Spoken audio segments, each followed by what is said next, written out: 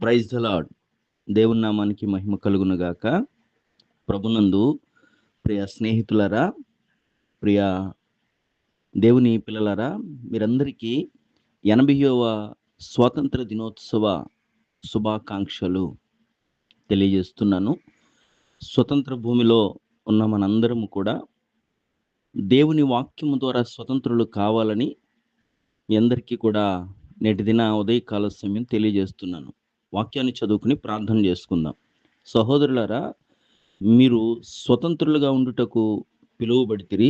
అయితే ఒక మాట, ఆ స్వాతంత్రమును శరీర క్రియలకు హేతువు చేసుకొనక ప్రేమ కలిగిన వారై ఒకరికొకడు దాసులయ్యుండుడి.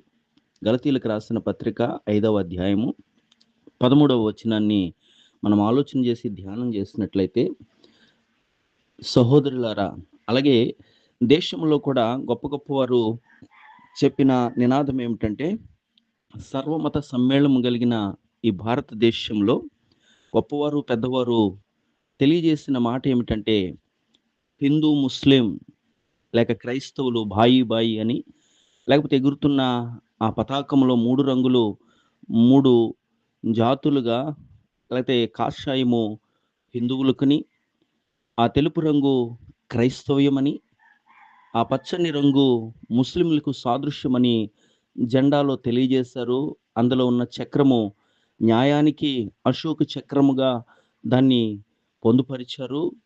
కానీ ఆ జెండాలో ఉన్న రంగులు కానీ, చెబుతున్న బాయి బాయి అన్న మాట కానీ దేశంలో ఎక్కడ కనిపించట్లేదు.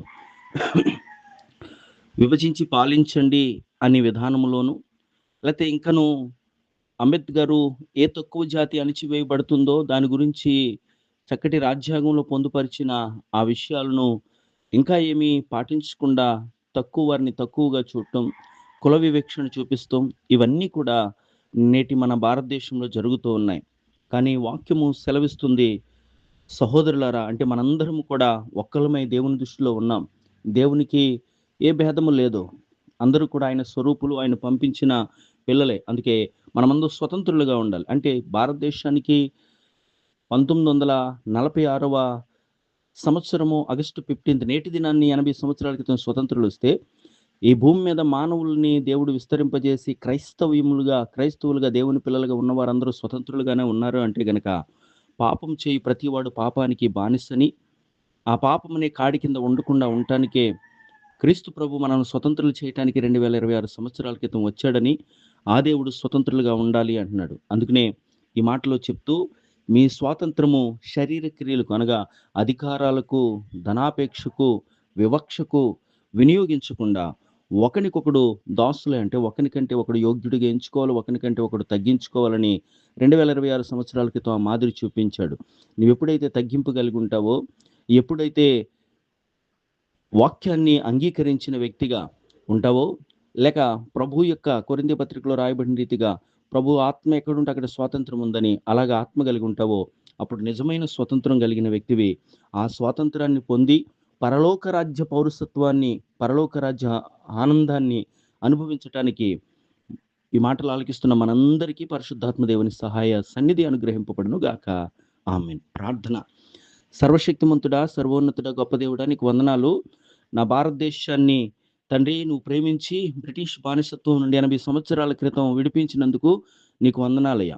ఈ సంతోషాన్ని దేశమంతా అనుభవిస్తున్నప్పుడు అందరికీ మంచి ఆరోగ్యాలు దయచేయండి, విద్యార్థులకు చక్కటి జ్ఞానాభ్యాసాలు దయచేయండి, పరిపాలిస్తున్న అధికారులకు మంచి ఆరోగ్యాలు దయచేయండి. అలాగే ఈ ఇమాన్యుయల్ క్రిస్టియన్ ఛానల్లో ఈ యూట్యూబ్ ద్వారా వీక్షిస్తున్న బిడ్డలకు కూడా సంతోష సమాధానం దయచేయండి. ఈ వాట్సాప్ ద్వారా నీ మాటలు వింటూ ప్రతినిత్యము ప్రార్థనతో వారి దినచర్య ప్రారంభిస్తున్న నీ పిల్లలందరికీ కూడా చక్కటి స్వాతంత్రం కలిగిన నీ వాక్యపు స్వేచ్ఛను, నీ ఆత్మ ఆనందాన్ని, పరలోక రాజ్య పౌరసత్వాన్ని అనుగ్రహించమని, నువ్వు అనుగ్రహించిన దినమంతట్లో కూడా నీ సమాధానము, నీ సంతోషము నీ పిల్లలందరికీ దయచేయమని నజరేయుడైన యేసు పరిశుద్ధ నామములో ఈ ప్రార్థనలు అడుగుచున్నాను పరలోకపు తండ్రి.